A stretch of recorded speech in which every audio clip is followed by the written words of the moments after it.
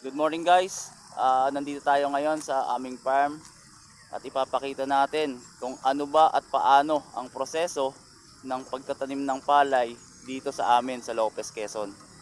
Kung ano yung mga ginagawa ng bawat farmer ng palay sa pagtatanim nito.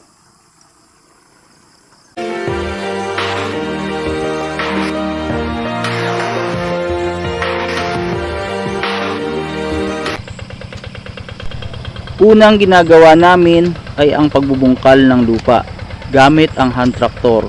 Ginagamitan namin ito ng barin ng digulong kung matigas ang lupa.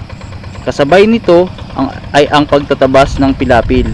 Nang sa ganon makita namin kung mayroon bang bulas o tilas ang mga pilapil na magiging sanhi ng pagkaubos ng tubig ng mga pitak ng palayan.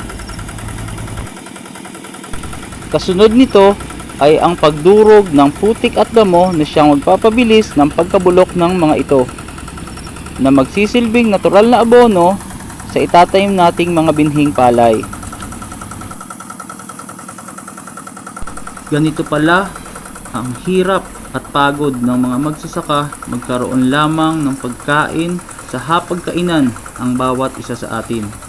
Kaya't hindi ako nag-atubiling muling subukan ang paghahan traktor sa kabila ng injury ng aking tuhod para maipakita ang kahalagahan ng pagsasaka.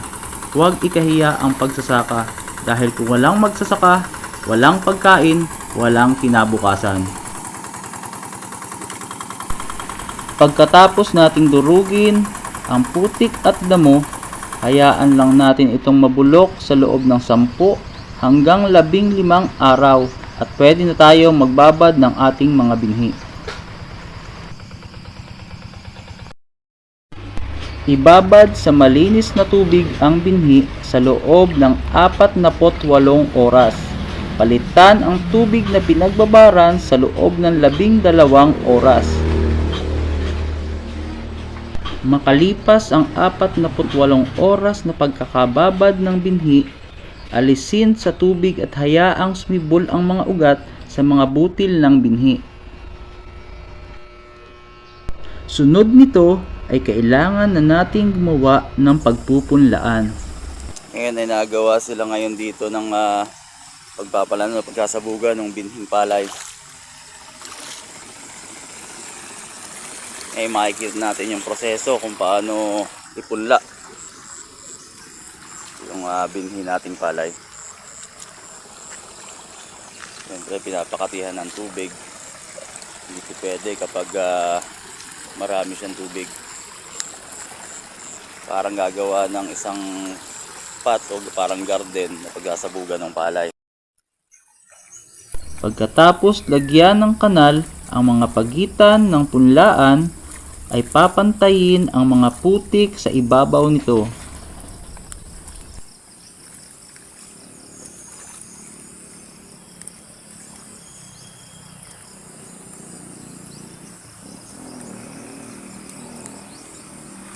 At hindi pa dito natatapos yan, kasaka.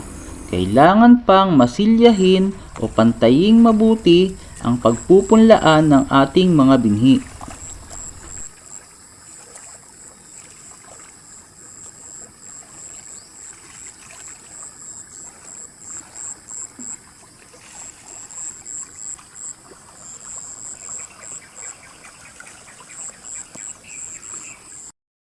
Eto na, kasaka, naipunla na natin ang ating mga binhi.